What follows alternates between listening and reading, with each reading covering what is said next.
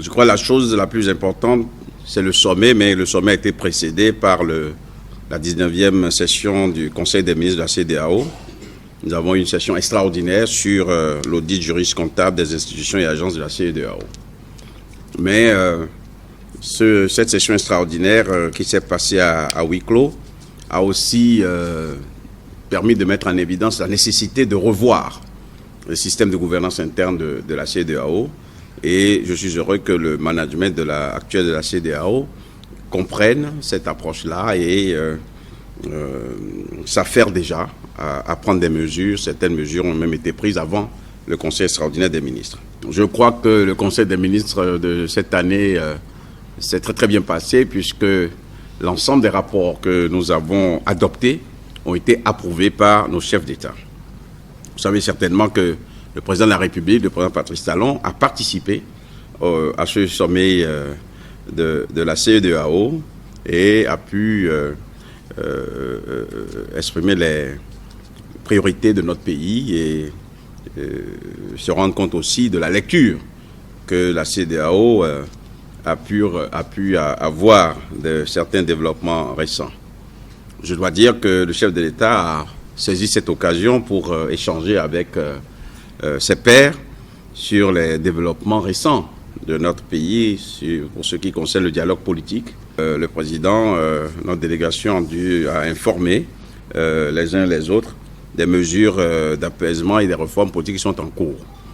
Je crois que la chose la plus intéressante qu'il faut retenir ici, c'est que la CEDEAO a pris connaissance des rapports qui lui ont été soumis sur ce point précis. Cette conférence a félicité le président de la République, le président Patrice Talon, pour le dialogue politique qu'il a initié. Il lui a exprimé sa satisfaction pour le consensus qui a été obtenu entre les autorités politiques et les membres de la classe politique béninoise, ainsi que les mesures d'apaisement prises à la suite de ce dialogue-là. Mais on doit le dire très fort parce que dans l'opinion internationale, les gens croient que dans notre pays, il n'y a que deux partis qui participent à la vie politique. Donc j'ai saisi cette occasion pour rappeler que nous sommes déjà au-delà de ce nombre de partis, que plusieurs partis, il y en a au moins 8, qui sont actifs dans la vie politique aujourd'hui, qui ont obtenu leur récépissé, si on peut ainsi dire, et qui agissent déjà sur le terrain. La conférence des chefs d'État a donc appelé les autorités et les acteurs politiques béninois à poursuivre ce dialogue et à s'appuyer sur les conclusions de ce dialogue politique pour renforcer la stabilité dans notre pays, pour renforcer notre unité nationale qui, je dois le dire, n'est pas mise à épreuve.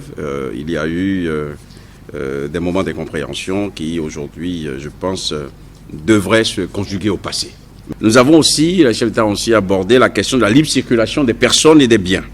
Ils ont approuvé le rapport qui a été adopté par le Conseil des ministres.